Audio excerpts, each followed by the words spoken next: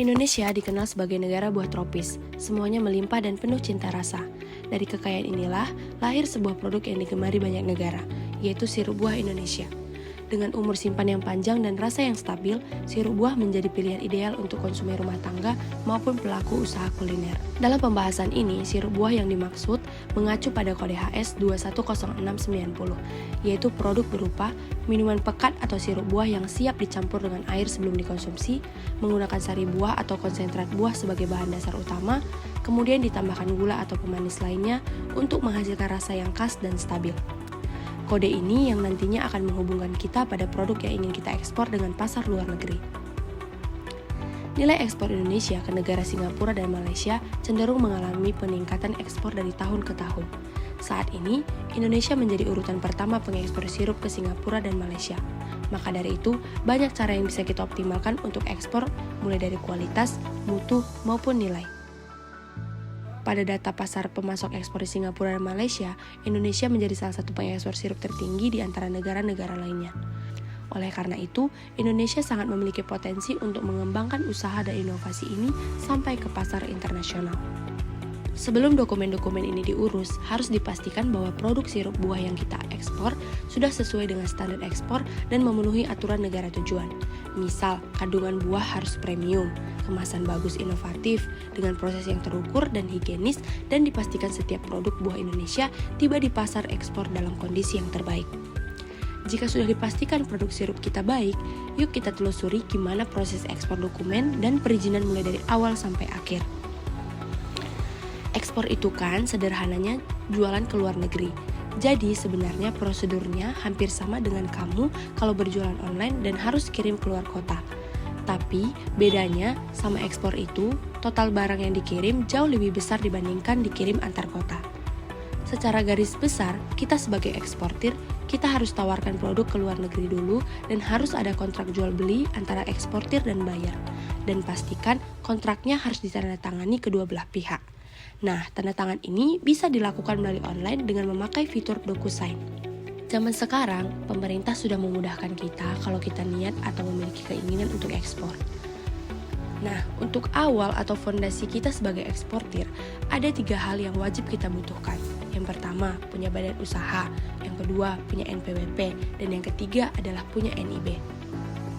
Sebenarnya basic awalnya hanya itu.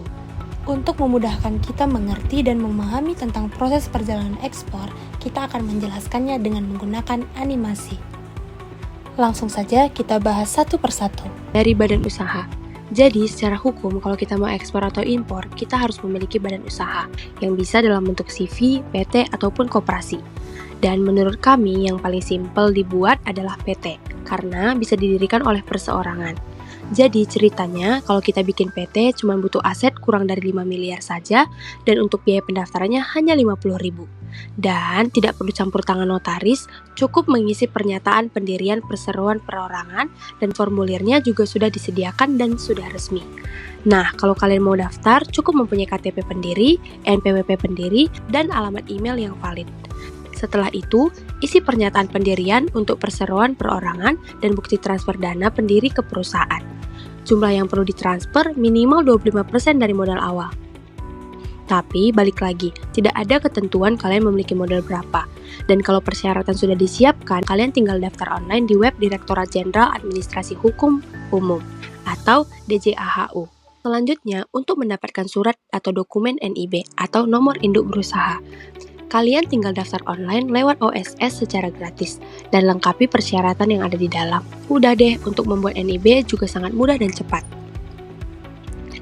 Selanjutnya, untuk membuat NPWP. Langkahnya juga sangat sederhana tapi harus dipahami. Kunjungi website resmi pajak, pilih menu daftar NPWP dan isi formulirnya secara lengkap. Dokumen yang biasa dibutuhkan adalah KTP, isi alamat, pekerjaan, serta data kontak yang diminta. Mudah bukan?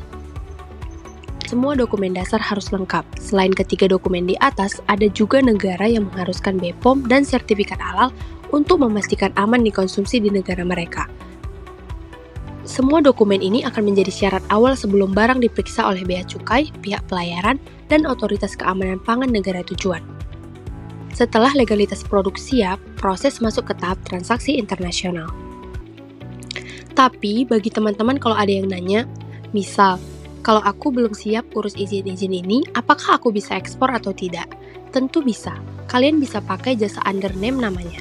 Undername ini adalah jasa yang menawarkan permintaan izin ekspor-impor untuk pihak-pihak yang tidak memiliki dokumennya.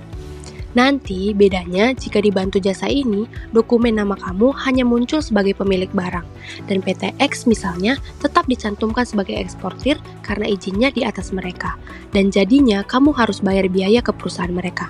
Oke, kita lanjutkan ke bahas persiapan legalitas ekspor. Dokumen-dokumen yang terdapat dalam ekspor ada namanya dokumen utama dan dokumen tambahan. Untuk dokumen yang pertama dalam ekspor adalah commercial invoice. Tapi sebelumnya, di sini eksportir dan buyer harus menandatangani sales contract. Sales contract berisi rincian lengkap pesanan. Misalnya, nama produk, jumlah karton, harga per unit, total harga, syarat pembayaran, incoterms seperti FOB, serta tanggal pengiriman. Dokumen ini biasanya dibuat oleh eksportir melalui template perusahaan, lalu dikirimkan kepada buyer untuk ditandatangani sebagai persetujuan resmi. Dari kontrak tersebut, eksportir membuat performa invoice, isinya mencakup total pesanan, volume, nilai barang, dan estimasi pembayaran. Setelah barang benar-benar siap dikirim, diterbitkanlah commercial invoice, yaitu dokumen tagihan resmi yang memuat nilai transaksi aktif. Bersama invoice, selanjutnya dibuat packing list, yaitu semacam surat jalan yang biasanya diberikan ke supir. Informasinya sepertinya mirip-mirip dengan commercial invoice. Hanya saja, harganya tidak disebutkan dan lebih fokus ke informasi barang. Misalnya, barangnya apa, berapa banyak, berapa berat bersihnya, berat kotornya, dan dikirim ke siapanya. Dan dokumen ini juga dibuat oleh eksportir dan tidak ada standar baku. Jika mau commercial invoice dan packing list ini bisa disamakan juga. Hanya saja, alangkah lebih baik dipisah karena dokumen ini akan diberikan ke orang-orang yang berbeda. Dibutuhkan adalah PEB yang diajukan melalui sistem CESA Bea Cukai. Di dalamnya berisi data lengkap HS code, nilai barang, negara tujuan, pelabuhan muat, invoice, packing list, dan dokumen pendukung lainnya yang diberikan kepada pihak Bea Cukai sebagai dokumen resmi untuk melaporkan rencana ekspor sebelum barang dikirim ke luar negeri. Setelah diverifikasi dan tidak ada kendala, Bea Cukai menerbitkan NPE, Nota Pelayaran Ekspor, yaitu izin resmi bahwa sirup buah boleh keluar dari Indonesia dan memenuhi ketentuan ekspor Indonesia dan dapat dimuat ke kapal menuju Malaysia dan Singapura. Begitu kapal berangkat, perusahaan pelayaran menerbitkan Bill of Lading.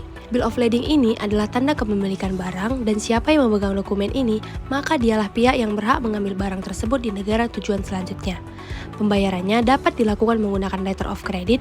Setelah barangnya dikirim, bisa scan letter of creditnya untuk ditujukan ke bank, fungsinya mencairkan uang. Nah, kalau pembayarannya transfer, tinggal difoto bill of lading-nya ke buyer, kemudian habis itu bisa langsung ditransfer. Bill of lading asli biasanya dikirim langsung ke pembeli asli lewat kurir dengan menggunakan DHL supaya dapat mengambil barangnya setelah sampai ke negara tujuan. Misal ada pertanyaan, apabila dokumen ini hilang atau dicuri, jadinya buyer tidak bisa mengambil barangnya, karena proses pengiriman lewat laut bisa berminggu-minggu ataupun berbulan-bulan. Maka surat ini harus disimpan dengan baik untuk menghindari sesuatu di hari berikutnya. Selanjutnya yang kita bahas di dokumen utama adalah bukti pembayaran freight.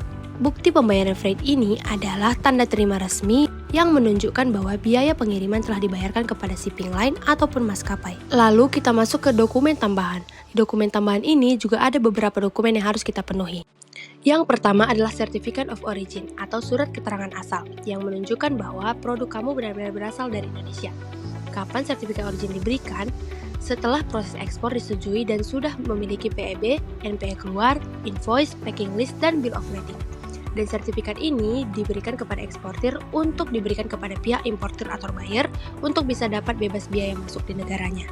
Salah satunya negara ASEAN yaitu Singapura dan Malaysia, yaitu sebagai negara tujuan ekspor kita. Dan pertanyaannya, buatnya gimana? Sekarang sudah bisa melalui online di website ISKA Kementerian Perdagangan.